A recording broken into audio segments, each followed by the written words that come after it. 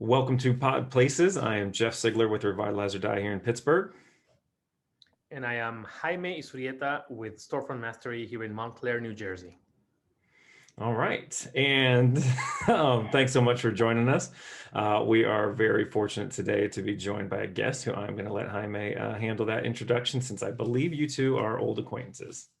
Yes, we are. So I am very happy to introduce my friend for too many years to tell. Uh, Her name is Ana Maldonado. She is a chef. She is an entrepreneur in all things culinary. So she has a magazine, she has a great blog with amazing guests. Of course, I've written there.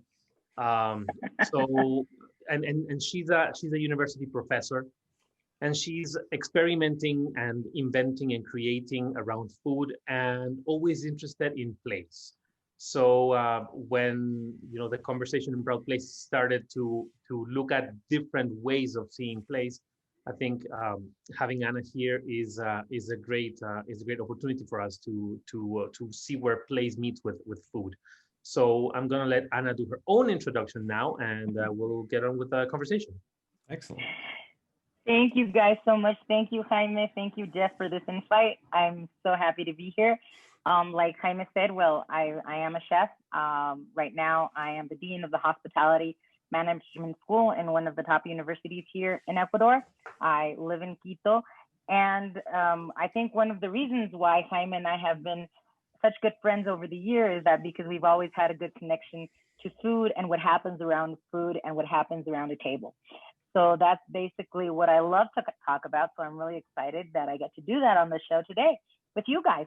So let's start. Excellent. So recently, I think last week, Jeff, you wrote this great article about the class warfare of soft pants. And for those who haven't yet read the article, the concept of soft pants is what probably most of us are doing right now. I'm not, I'm wearing jeans, by the way.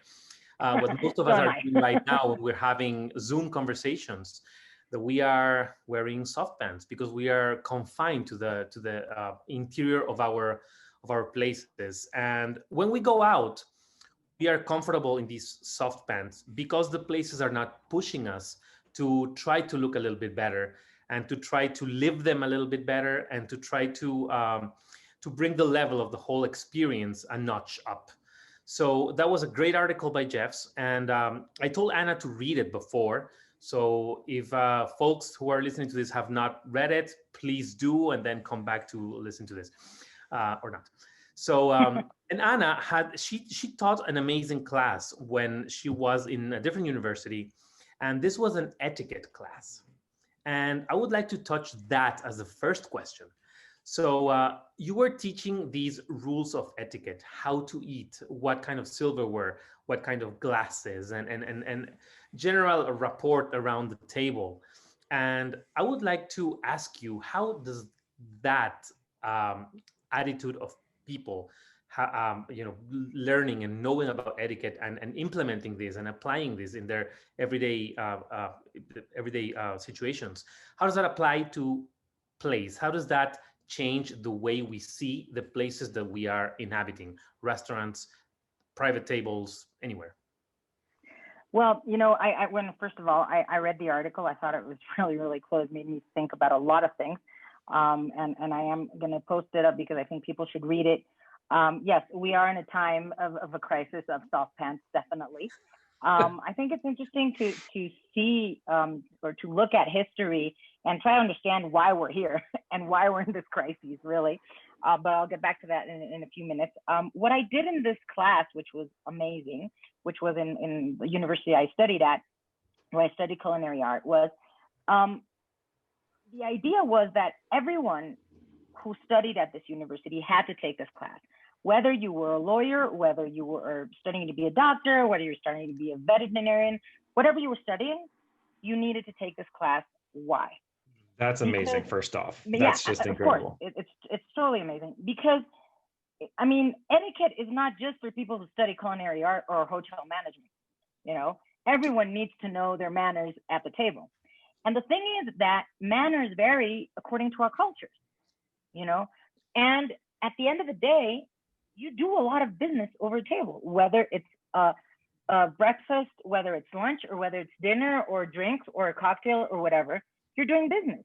And when you're doing business with someone, the way you act around the table and how you eat and what your manners say about you is also going to say if you're going to be looking at the details when you're actually, I don't know, negotiating millions of dollars. That's the truth. And many times people think that this etiquette thing is like something like really vain and it's not necessary. It is. I grew up as a diplomat's daughter, so I sort of have this in my veins. It was something that was just there in my home, and from a young age, I would go to different parties and different events social events that my parents had. So eventually, I caught on to the manners that I was taught at home, and I knew some of the rules and everything. And then, as I grew older, I saw the value in that because of the life I had. And then, as any 20-year-old where I don't want to be told what to do, where I just want to be free with my life and be who I am, I understood that this was part of my image, you know? I mean, this was like how I dressed. If I'm going to go to an interview tomorrow, you know, I'm not going to go in jeans and Converse. I'm going to go with nice pants, a nice blouse, you know, I'm going to do a little eyeliner. Why? Because when people look at me, whether they just look at me physically, where I'm going for a job interview, or whether I'm eating at the table, again, how I eat and how I behave is going to reflect on if I'm actually going to be good at my job or not. Because etiquette is about detail. It's about investigating about someone else's background. It's about investigating where you're at. You know, if I go to a different city, I need to understand the culture, you know, because maybe they don't eat like I do, and that's fine, you know. But I need to understand this because we are all ambassadors of our own countries and our own cultures, you know, and that is so, so important. So this class was amazing. I used to have like 80 kids, you know, it was huge. It was really hard. And what we would do is we would, like, every week they would have lunch with me, and we would have like a country. Okay, so let's say France. So the menu would be French. So we'd have onion soup and I don't know, whatever, French menu. And then I would go through the moves with them about what you do in France in certain situations when you're eating. For instance, before dessert, you're going to get a cheese plate, you know, because it's customary.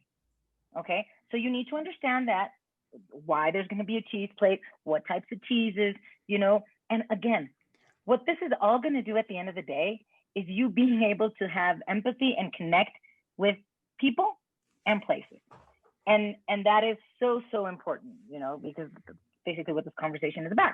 One of the reasons I studied culinary art and love all things about food is that I feel that food is a way of communicating empathy. And that is something so much needed in the world right now. Yes. That's a fascinating point, and I couldn't agree more that it really does. So much of it does come down to, you know, it's pride in yourself and how you carry yourself, but it's also a concern for others, is wanting to, it's a sort of concern for others, wanting to care for others. You know, I'd had somebody kind of comment on that Soft Pants articles about class and how, that's been classist. And, you know, I would be interested in your take on that, because I'm sure that people would say, oh, an etiquette class, how stuffy, how Victorian, and what a bunch of bullshit that is. It is. And I remember feeling like that, like when I was really young, when I was 13 years old, and I had to be stuck in some dinner with a whole bunch of older people, which I didn't care for, talking about different things that I really didn't give a damn about, you know, and I was just there sitting and smiling properly, you know. But manners is a way of communicating, okay? It's as simple as that. I know to many people it seems Victorian, it seems like really classist, but it's not, because this has nothing to do with whether you're rich or poor. It has nothing to do with that, you know. It has to do with simple standard manners, like don't talk with your mouth full, you know, don't put your elbows on the table, you know. And you know what? Sometimes you can have a burger, and sometimes you have a 10-course menu. And if you have a 10-course menu, you need to know what cutlery you're going to use, you know? And if you are in the circumstance of having to have something at your house, you know, maybe for your boss or for an important guest, I don't know. You need to know how to actually make a simple menu, you know, for whoever's coming to your home. Why? Because if someone comes to my house, I want them to feel embraced. Mm-hmm. I want to feel like a good host. I'm letting you into my house, the most private place, you know, my house. So I want you to feel good. And part of me being able to transmit this sensation to you is me looking at the details, you know, and letting you know that I've got you. Okay.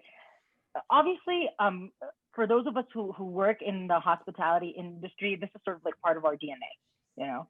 It's not everyone's cup of tea. I get it. Okay. But I don't care. We're talking about basic manners of just trying to tell someone, you're good. I'm here. You're good. We can do this together. Right. You know?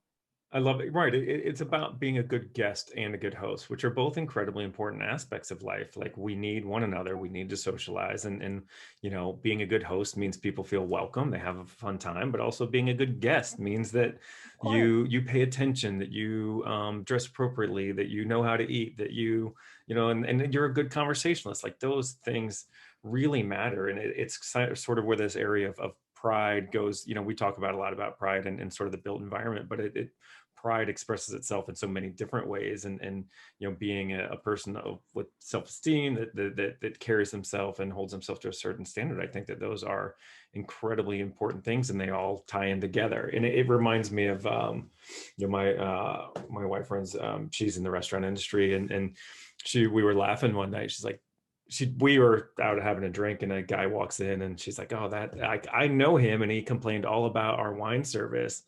And you know, he was wearing like sweatpants. He was wearing like soft pants and sneakers or whatever. I'm like, son of a bitch! Like, who do you think you are, wearing soft pants out to a restaurant, and then you're going to complain that your wine service wasn't proper? Like, you can't have it both ways. You know, that Exactly. you either you want a casual lifestyle or you want, you know, high-end restaurants. But you need to understand that there is a difference between the two. But that made me laugh. Definitely. You know, while I was reading your article, I love the images you put with the article, because there's this like one image of these ladies. I'm guessing they were from 1940s, 50s, shopping, and then there was another image, probably a more current one, of someone doing their shopping. Okay, and I'm going to tell the audience they got to check these pictures out. You know, but it's interesting to understand the history behind all of this. You know, which is every moment in time is a reaction to what was left behind. You know, and just to set an example, 1950s were men behind the barbecue, the white picket fence, women at home with their kids, bringing martinis to their husbands when they got home from work. You know, this whole other thing going on, which was a lot about image, a lot about a very hard society. Lots going on in this time, you know. And then we finally have the 60s and the 70s, where you have a whole revolution of human beings who want to feel free, you know. And after that, we sort of all got sucked into this. Okay, we're all free now, thank you. Now we want to be comfortable. Okay, and that's when soft pants come on. You know, and I'm all for soft pants over the weekend, you know. And if you're home, all good, you know. So much about how we see ourselves as human beings within our society. You know, we don't love each other that much anymore. There's a lack of self-love, you know, because yeah, I know I'm in front of a video camera, but I'm still gonna put a little, you know, eyeliner on, a little lipstick on. I'm gonna do a little bit of my hair, because I want you guys to see me in the best version of myself. Right. I'm not gonna throw on the mink coat and the pearls, no. Okay? Because there's no reason to. But if this is the first time I'm looking at you, Jeff, especially now, so this I want this to be, you know, something nice, something, because I feel good about being here, you know. And I think that has to reflect on how I look and how I act. And these are not superficial things. No. This This is is where, about, yeah. I'm sorry. I'm sorry. I didn't mean to interrupt. No, no, no, no, don't worry. No, no, don't worry. You're just getting the, yeah, this is where it kind of comes back to place. Like I always think that Uh-huh. the importance of what goes on inside of a place should be reflected by its exterior, by its external appearance. So whether it's a courtroom or a school or a hospital, or those things are important. Like we've deemed as a society that city hall matters, that legal, that the courts matter, that schools matter. And so that's why in the past those things were always built so beautifully, which is to say, like, this is important, which also then should tell you something about how you should treat it. That those Yeah. are things then that are important enough that you should probably take off your soft pants. And so in dining, I mean, some meals are a very casual meal, and that's fine. That's great. We need casual meals, but Yeah, some of course. experiences are not that. Some are an event all to themselves, and certain restaurants reflect that, and should. And so I guess what I'm getting at the long way around, how do you find that, I mean, what do you see when you, in terms of the relationship between a building that you might have a restaurant in, and like how important is the space that you're in, and how does that matter, and what do you look for, both in terms of your personal endeavors and when you're going out somewhere? What I always tell my students is you can have like a really good chef to bring you out an amazing plate of food. Okay. But if the service isn't working and the rest of the atmosphere isn't working, that means the table, the music, the building, the fabric on your seat, that isn't working, that meal will just be like, you know, at the end of the day, that is what it is. That's why I'm always telling my students that to be a good chef, you need to get out of the kitchen and realize that the experience is much more than just the plate, first off. And of course, it has everything to do with how everything was built. If a fine dining restaurant has invested a whole bunch of money, on the venue, on the fabric on the seat, on the music, on the decor, on the technology they're using within their kitchen, in hiring staff and training staff, that's millions of dollars. That's not in hundreds, that's millions in fine dining. Okay. So I have a tasting menu that maybe costs $200 per person.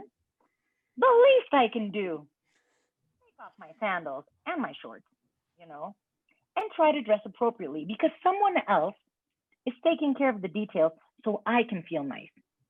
And you know what? It's okay for all of us to feel nice. So it's the same thing. You're going to City Hall, a beautiful building built, I don't know when, with a lot of care, with true professionals that in that time when it was built, took into consideration a whole bunch of details that were part of that time where it was built.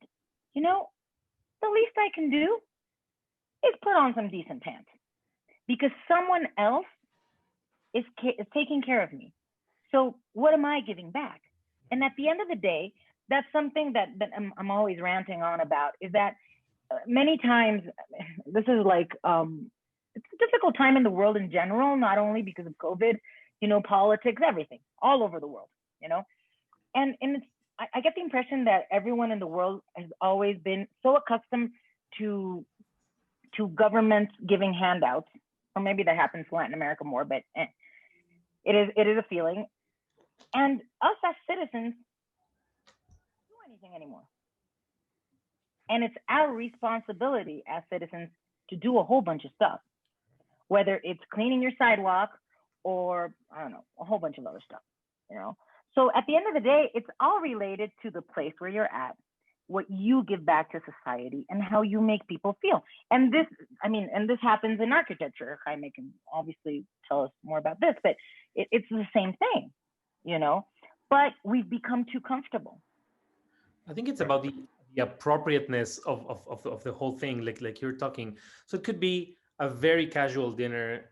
It could be a taco purchased from a cart on the street, and there will be details, and there will be some ways to behave and to interact with the taco cart and with people who are around us, who who deserve all the respect that we can give Of them, course, both the of faculty course. and the neighbor person. So there's appropriateness. So being respectful to the people who are around you, and minding the details, and using each opportunity however best you can to better interact with the people around you. I think that's probably the key. And it's easy to say, but how would you how would you rate the power of the place, the power of the fabric and the chairs, the power of the lighting, and the power of also the street and the place where the building is, as factors of people can be respectful to others, people are motivated to be respectful to others? I think that in many cities, this is there, and it's been there. Um, but I feel that now, and I'm talking about worldwide, not necessarily in my spaces right now. Um, I think it's sort of like a really hard thing to transmit. Why? Because every city now has different priorities. And right now, the world's priority is health. So whether you have a nice storefront or not, because that costs money, right now might not be a priority. But one of the things I love about, for instance, when I follow you on Instagram, Jaime, is that you're always looking at all the storefronts that you have near you. And the beauty of that is that there's simplicity. You don't need to invest, millions of dollars on a storefront, because you can do something really simple, that is going to connect with whoever's walking by. And that connection is what we need to get back.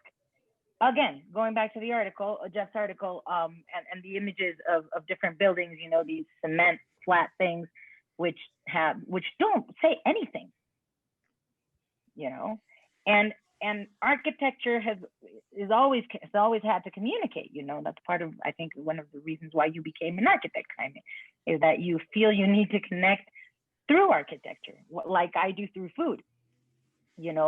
But maybe we've been stuck in this world where communication all of a sudden took like a different turn, and and to me, it's always been about connecting with your senses. Our sensory memory has such a fantastic way of working, because our sensory memory, especially in food, of course, brings us back to stuff, to a memory of when you were a kid, when you were eating something, or your grandmother's perfume. I don't know. Okay. And architecture does exactly the same thing, because you saw something in one place and then you saw something similar in another, and it brings you back. And that bringing you back is the connection that we need to remember what we had from the past, so that we can live an insightful present and not only think about the future. You touched on a bunch of things that I really love. Right, a lot to cover. But one thing that you remind me of. I took my wife out for a nice birthday dinner back in October, and we're like, we are decidedly street food people. Like almost all the best food we've ever had is street food from every culture. But it's like, we're going to go out for a nice French meal. And as we're wrapping up, so it was a splurge. And as we're wrapping up, the chef came out, and he jeans, baseball cap, just like, and it was one of those things like, man, I am going to be real judgmental now, but like, I'm making all kinds of opinions right now about your kitchen, and it's not good. And I actually sent him a message later. I didn't do the Yelp thing. Got his email off the website and said, hey, like, a really nice meal and everything, but I have to tell you, the coming out and the way you spoke to our table, like it was a turnoff. It really kind of soured the meal. And it wasn't just your appearance. It was just a lot of other, like, again, I cursed plenty, but I don't know. It was just it was very like, this is unprofessional. And it turned us off from the meal. And it was like, yeah, and then you made the exact right point. Like, We decided to come out and, spend a bunch of money on this meal. You also have an obligation then to sort of to play your part in it's one thing if we were out getting chicken wings and that happened, but this was, this wasn't that meal. And so it changed our whole opinion. It was interesting. What did he say? Did he reply? He actually he had a great response. He's like, "Oh my God, I'm Wonderful. embarrassed. I'm sorry. Like I didn't even think about some of these things. I'll do a better job in the future." It was a really Well, that's good. great response. So, but that was it just was such a good example. Of course, I always feel like really old when I tell my students what you just told me, because I always tell them the same thing, and I don't know if it's a generation thing, because I think we're all really young still. But there is a generation gap, obviously, and I see this in the kitchen a lot. I mean, I don't expect them to come out like they did in, I don't know, the 1930s with like the huge chef hats and everything, because fashion within the kitchen also changes, Right. and you need to be comfortable, and you need to use certain materials, and you need to do a whole bunch of stuff. But still, if you're going out in public, please, have a white jacket that hasn't been used Right. hanging next to your locker, your office, or whatever, because if you're going out, you're going to socialize, because you want people to know, to feel the love. They already felt it with the food, so now they want to feel the love with you, and you got to look the part. Right. It's as simple as that, because it's in the details again. Right. It is, and right, like a great meal, is, I think Anthony Bourdain once talked about a great meal rarely had anything to do with the food. It often is the company, it's the environment, it's all those other Exactly. details. But I wanted to touch on something else you said that I really found, like, this is kind of where it all comes back around for me, when it was, that place and food and soft pants and, your attire all do come back to the central idea of pride, of how you carry yourself. And so what, this came up last week, like a dressing nice makes you feel good. It makes me personally feel better. A great meal, instead of fast food, whether it's I'm consuming a good meal or whether I take the time to cook a good meal, it's a pleasure. It's the antithesis of convenience and comfort. It's doing something extra that makes you feel good. And it's the same then with place. It's beautiful places make us feel good. People that have taken the time to learn how to have mastered stone, have mastered carpentry, like that's something that they're incredibly proud of. And then when they put up a structure, they can be proud of it. And so I think that you'd mentioned health, and how we're health obsessed right now, but it's like all those things come back to health. Like when we take pride in ourselves, when we dress nice, when we spend time in nice places, when we learn a tool, when we can do something with our hands that's beautiful, that all makes us happier and healthier. And that's why place and food like matter so much more. They all relate back to health. And so they're not frivolous. They're not window dressing. In fact, they're quite the opposite of that. Like there's nothing more important than taking your time and doing things right. The thing is that where it's gotten distorted is that people think that when one wants to look good, it means that you have to invest in the pearls and the mink coat, which is bullshit basically, because you don't. All you have to do is have a clean pair of pants, a clean blouse or shirt, and just pass the comb through your hair, and wash your teeth, and have your shoes be clean, and that's about it. You don't need to do much more, because when you present yourself that way, it means that you've taken care of your body, you've had a shower, you've brushed your teeth, you're putting on clean clothes as a sign of respect to you and your body and to the people who you're communicating to. And that's when it's gotten distorted. Everyone thinks that, trying to look nice means that it's a money thing, and it's not. And that's how, when it's gotten distorted, everyone thinks that this is like something very snobbish, very elitist, and the rest of us common mortals cannot so much of it. Yeah, at times I find that a little offensive, even, where it's like, oh, yeah, right, like what, people without money can't dress nice? Like that's that's absolute garbage. That a good fit is, most people can afford decent clothing and a good fit, and it's more about taking the time and care. And I see people all the time that have really expensive gym clothes. you Yeah, know, yes, of course. There we go. that don't look nice or that aren't, dressing nice, but have spent a ton of money on it. So yeah, I don't think it relates at all to And, that. and I've seen in many job interviews that I've had to give, I've seen people that maybe really, I could notice in the way they were dressed that they didn't have the resources to have like the best pair of pants, whatever. But you know what? I didn't care. That wasn't going to reflect on their character or their ability to do their job. But I was so thankful that they understood the fact that they just had to put on a pair of clean clothes and that's about it, and they got the message across because they were being respectful with themselves and respectful to the space or to the interview.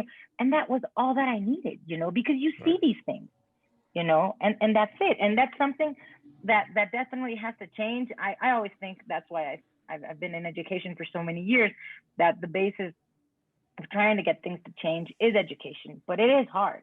It's very hard, because it all comes down to your family nucleus, your culture, and your priorities. Yes. Yes. Um, Jaime, how in your work do you see kind of that? Where do you see the intersection between sort of place and food and the experience and as always pride and what do you expect out of a restaurant that you find with a certain type of facade versus another type or where it's located even? I think it boils down again to appropriateness. So you can have a taco truck, and it can be the greasiest tacos ever. But you take pride on your truck. If you clean your truck, if something spills and you go out and you mop it, and you keep the area around the truck nice, and you keep the hot sauce jar full, and you give a good service, it could be a greasy taco stand. It doesn't matter. Or you can have, the most expensive place. And again, it's the same. I guess it boils down to exactly what you said before. Um, and actually, I wanted to jump and ask Anna something. We at Proud Places, we were one of the things that has driven the conversation since I came on board, at least, is that 20 years ago, food was not a thing that everybody talked about. Not everybody was a chef. Now everybody's a chef. Yeah. Not everybody was a chef 20 years ago.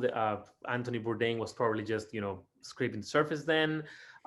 We didn't have the whole food channel and gourmet channel, and all these cable media stations that are, just pushing the food agenda all the time. And now everybody talks about food, and food is an everyday thing for many people. And we are trying to find the parallels of food and place, and trying to find the ways in which place 20 years from now can be as ever good place, can be as everyday as food is right now. So the question to you would be is, you think food place needs food to actually be something that remains in the memory of people? Because you talked about the memory of food, how the smells and the tastes are bringing back memories of before. And we had last time I was guest in the podcast. We had Anne Sussman, who is a researcher, and she's talking about how our senses are picking up the waves in different ways. So they are built, our sight and our ears are Karen. built to pick up bandwidth and frequency and all these things. So when you see a building that is just plain and blank, our senses do not pick much up. Whereas when you see a beautiful cathedral, our senses pick up a lot. So in that same sense, food, smell, that's particles. That's not waves, it's particles. And they come inside our body when when we are breathing. So does place need food to be remembered? Or do you think it can be remembered by any other ways of becoming part of our memories? I think that definitely place. I think food is a complement to place. Definitely. I think place can definitely stand on its own. And because I don't know, I'm getting like I don't know if this is a good example or not, but if I go tomorrow to the Eiffel Tower, the first thing I see is its grandeur. It's this huge thing. And I've stood at the bottom of the Eiffel Tower and looked up and said, holy shit, how did they build this thing? That was like my first impression the first time I went, because it's smack in the middle of the city. It's huge. And I just couldn't fathom how this was built, and you have like a whole bunch of images from movies and books going on in your head, from when this was built. And then literally I touched it, and it sort of came alive. The steel in my hands came alive, and then getting up on the elevator or walking up the stairs, and hearing the rickety stairs, because there's a lot of sound, and a whole bunch of people moving on and the tourist thing, and you finally get on top and everyone's hurrying you up, because those experiences are never that nice, as we all imagine them, because there's too many people there wanting to feel the same magic, But when you do get up there and you finally see Paris, for that 1 second that you get, and the 30 euros that you probably paid, yeah, it is breathtaking, okay? But I consumed it through my senses. I touched it, I heard it, and I could smell it, The smell thing is not always positive in place, and that's true in any city, It is. It's true in any city, But it's there. I'm sure New York didn't smell the same in the 1970s like it does now.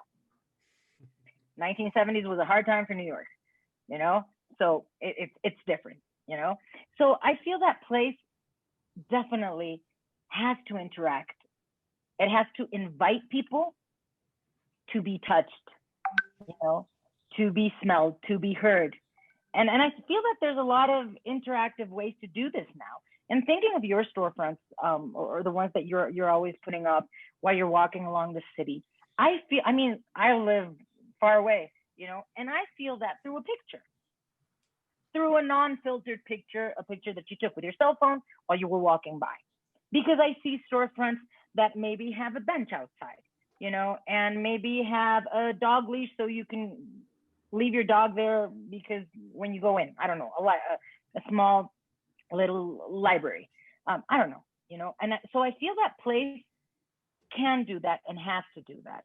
And food is a complement to place, of course, because it's going to activate all these other senses that you literally consume, that you literally put into your body.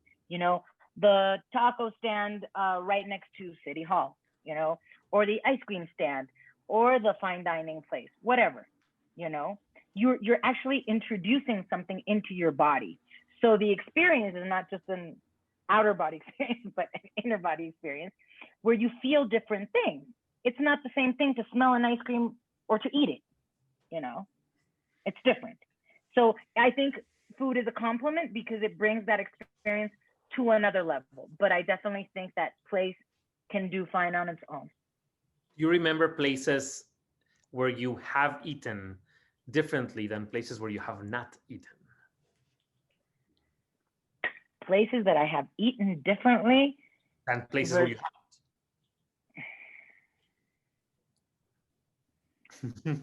Europe in general. Talking about place. No, I mean, right? Places where you went in and you had some food, and places where you have not had any food. Do you remember them differently? Oh, do I remember? Okay, got it. Do I remember them differently? I don't think so. But I don't know if I'm the one to ask why, because I'm really connected to my senses a little more than the average person because of my job. So off the bat, I perceive everything differently, because I am very sensory oriented, So no, I can easily go to places and not consume any food and just absorb everything that I just told you with the Eiffel Tower, for instance, when the first time I went there, So I don't need food. For me, food is always a plus, of course. If I have an amazing space, which tells me something, which can be the cart in the middle of the street. It doesn't have to be fine dining. The greasy taco stand. As long as it's clean and the guy's nice or the lady, I'm good. Because the interaction is going to be with the food and of course with a clean space, because that's going to be a priority with food always, wherever you are. What do you think, Jeff? So, I think that's the key to it all. The interaction. What is your interaction with? So when we're saying we're interacting with place, what do we interact with? Do we interact with stone? Do we interact with people? Do we interact with food? What do you think is the key to the whole I thing? think to Anna's point, it's all the senses. I mean, what place gives you that nothing else does is it has, I mean, it's everything all at once. It's the sound, it's the sights, it's the smells, it's the feels. Like, I mean, a meal's incredible, but it hits a couple senses, to where a place really is the commingling of all those things together. And that's what's so special about a great place. And that's why a great restaurant can't ignore the setting either. exactly. It is the chairs, it is the paintings, it is the music and the service, because it all comes together. And some restaurants get one or two facets right, but that's fine, but that doesn't make for this meal that you'll remember for a lifetime. So I think place kind of gets all those things, and every, and all the facets of our life occur within place, and more of those. And again, a good restaurant gets that right, a good store gets that right. But too few businesses or cities even kind of bring it all together successfully. I think that to tie all this up and to complement what Jeff said, at the end of the day, whether it's just food or just place or both of them, the bottom line is a sense of belonging. It doesn't matter where you're from. Our passport can say one thing, but where we are at a certain place in time, whether we're going there for tourism, whether we're going there for work, whatever, it's a sense of belonging, that you belong somewhere, that a city scoops you up and wraps you up, and that happens with comfort food a lot, because that's like the ultimate goal of comfort food, to sort of embrace you. I'm always looking for a translation for comfort food in Spanish, and I can never find it. So at the end of the day, I just acknowledge it as food that embraces you in Spanish, because that's like the only thing I can think of that is actually good to describe what comfort food is. So place has to do the same exact thing. That's a great It point. has to embrace you, because at the end of the day, it's going to come down to how I feel in that moment in time. And then I can tie it with architecture, like what you said before. Yes, because we have a certain demeanor, right? We have a certain nonverbal communication that we are all the time. We are sending some signals. So when you come to the house of your grandparents and they are expecting you, they are opening their arms like this, right? When you are, which is different places where you go and you meet different people, they are having different demeanors. And also buildings, they have exactly. So if you go to a church, the church is going to receive you like this, Yes. up, right? Because it's blessing you. So you enter the church through this bell-like structure, right? Which is blessing you. You enter a hospital. A hospital is opening the hands like this. Here, I will care for you. So the typical entrance to the hospital is through a big hall. So. And a bank is very strong and very heavy and very sturdy, and I'm taking care of your money. And it is the appropriateness of these different places are contributing to the sense of belonging. And if you feel like you belong in a bank when you are bringing your money, you feel like you belong in a nice restaurant when you are dressed nice and acting accordingly. You feel like you belong in a taco stand when you are you finish drinking at 3 a.m. and you're going to the taco stand. You belong there if it makes you if it's appropriate. And that's tapping into like one of our most basic instincts of belonging to a group of people or space or a place. It taps into our most basic instincts from when we were cavemen and we went around in hordes, in hordes. It just taps into that. So, and it's so relevant now more than ever, because we did lose connection with that at some point. Architecturally, I don't know specifically when because I'm not an architect, but just as a common mortal and thinking of architecture, we lost track of that when we got maybe too modern and too conceptual, and instead of going sort of like back to the basics. And the same thing happened with food. The same exact thing happened with food. Setting aside coronavirus, food was already going through huge changes, because people were finally starting to, say, okay, do I really need to pay $200 for a 10-course meal? I mean, all good, amazing, great, talent, creativity, whatever. But at the end of the day, I just want good food, So what is good food? And then we go back to the basics. We go back to this in food. We go back to that sensory memory, to that warm apple pie made by grandma. That is like these huge arms, inviting you to come into her house, or that chicken soup when you have a cold, and coronavirus right now speeded this up a little bit, because people obviously fine dining went to hell basically, even though they're still struggling and still they're trying to do whatever they can. But these are operations that are very, very expensive and they don't do well in a delivery service. So people have had to adapt. Top restaurants in the world are selling burgers, and that's all good. I'm guessing they're making damn good burgers, but they've had to go back to the basics, to making a burger, which is 100% comfort food, an international comfort food at the end of the day. Right. You can't separate the two, really. When you think about any place that you visited, food is a big part of it, but it should be. I think that what's special about, your place should reflect something about your culture. And you can't fully experience a place, and that's one of the greatest expressions of a culture, of a community, is its food. And so that's what is so special about going somewhere new. It's sort of the antithesis of McDonald's culture, or lack of, is that it's the same everywhere. And I think it's fun to go somewhere and try something new and have this experience of like, oh, that's what reflects them here. So I want to wrap up though with a conversation about, so it's Thanksgiving week here. And which I think in its essence about two things. One is comfort food in general, and then community and family and getting together and being sort of grateful for all, the blessings we have. And so I would love to hear you both talk a bit about what comfort and community, how food and sort of connects you to your community and what it's meant to you, and how sort of your culture, community, family are all tied up in food, which is a pretty open-ended question, but I'm sure that you two have clever answers. Latin America has this eating too much tradition, and our, at least in Ecuador, because we're in the highlands, so you need to eat hearty foods to be braving it's not that cold. Loads of carbs.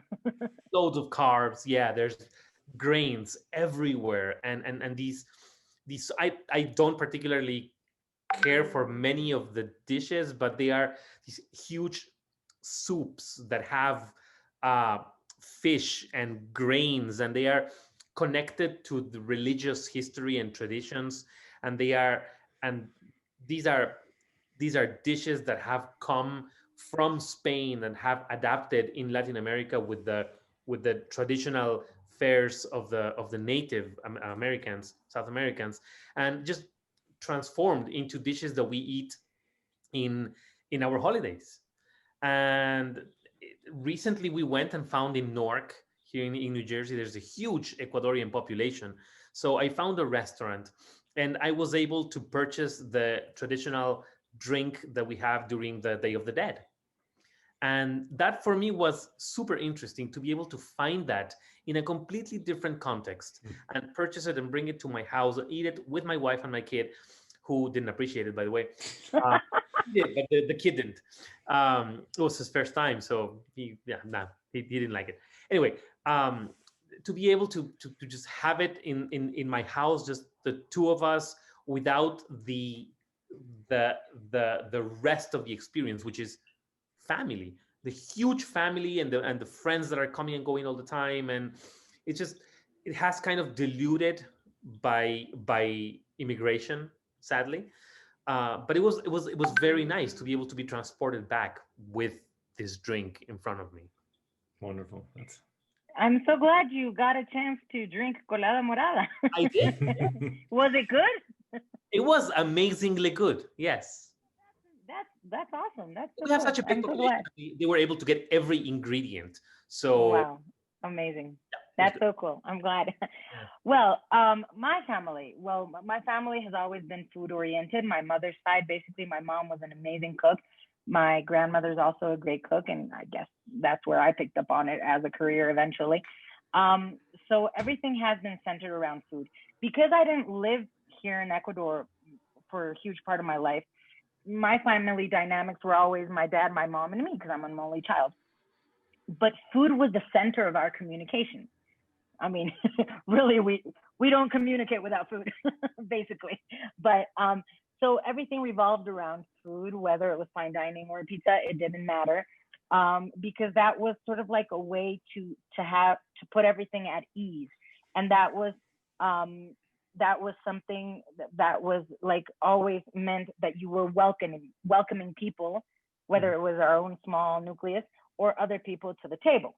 Um, Nowadays, I have my husband, I don't have kids, but something that I do that I've been doing for the last 6 to 7 years is I decided that even though I'm not American, I would adopt Thanksgiving because I'm not that Christmassy, so I'm sort of Grinchy on that. But I love Thanksgiving.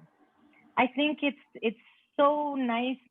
I love the food. I love Thanksgiving food. I've never lived it in the States per se, but I've lived it with Americans here, and I think it's amazing because I think it's really important. I sometimes feel that it's even more important than Christmas, or it's more heartfelt, you know.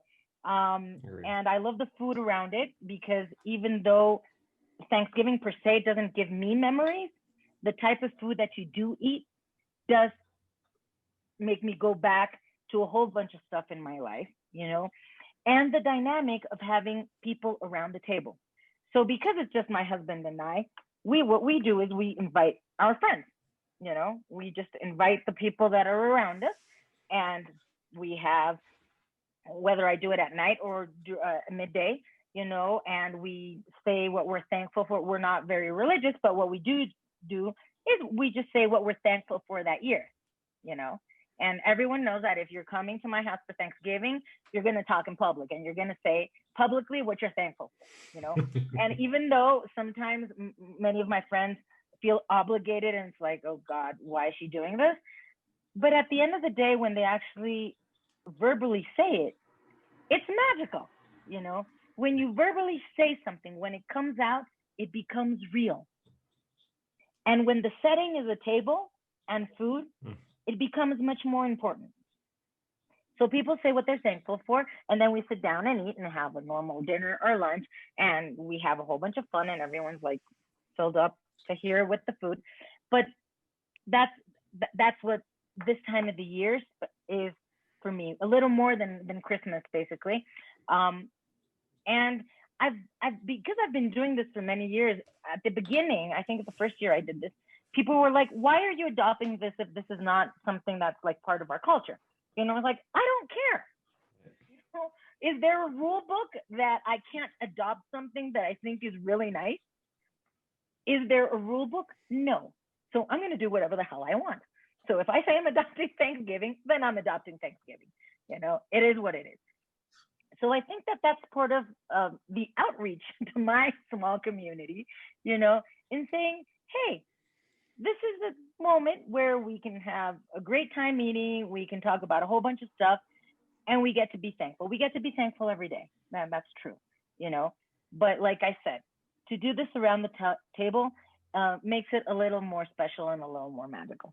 Wonderful. I couldn't agree more. Like, it's my favorite of holidays as well. And there's a lot of nonsense American exports, but I would say Thanksgiving is one of the good ones because it's truly about the special things in life. Like, it's not a shopping holiday. It's not you know, a lot of holidays are wrapped up in things that I'm not a, you know, person of faith, so a lot of things that I don't believe in, but Thanksgiving is the one that's rooted in like family and Exactly. comfort and love and the people you care most about, and how special it is to have one day where you're like, let's just be appreciative of these, you know, the simpler, the nicer, the more, you know, to me, the most important things in life, which I really love. And you kind of brought it back home again and again with the idea of it's a sense of belonging. It's being embraced, and that is like Thanksgiving is a holiday more than any other, where I think it's just embracing the things that you love and the people you care about.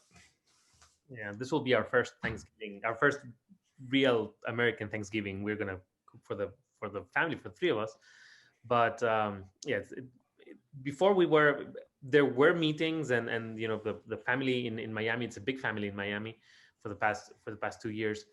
Big meeting, and when people, you know, came and cooking and everything. This will be our first actual American dinner for Thanksgiving. So wish me luck cooking. Oh Good yeah, luck. I'm sure you're gonna have a great time. I'm sure you're gonna have a great Oh, time. I'll have a I'm great. have Hope the food. no, the food's gonna be fine. I'm having my Thanksgiving. I'm on Thursday. I'm leaving for Cuenca, which is a city here in Ecuador. But we're doing Thanksgiving on Wednesday with my dad and his wife. And I'm really excited because it's the first time I'm going to do Thanksgiving with my dad, because many of my friends are not going out that much, etc. So it's a little more difficult. But because they live in the same building I do, my dad's wife said, "Hey, why don't we do Thanksgiving?" And I'm like, "Okay, I'm up for it. Wonderful." So let's see. She's cooking the turkey this year. I'm doing the pumpkin pie. So let's see how that goes.